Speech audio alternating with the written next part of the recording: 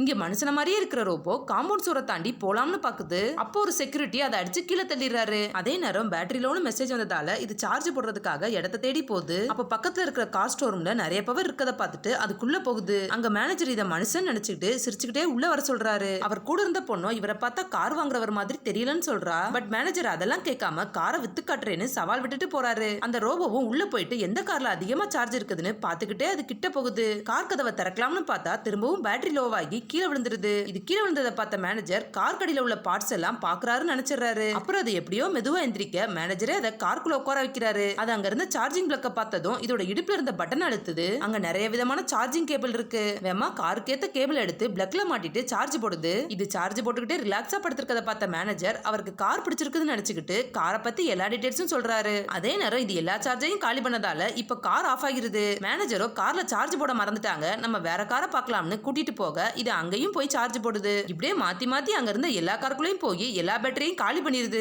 இப்போ இது ஃபுல்லா சார்ஜ் ஆகிட்டு ஹாப்பியா அங்க இருந்து போகுது.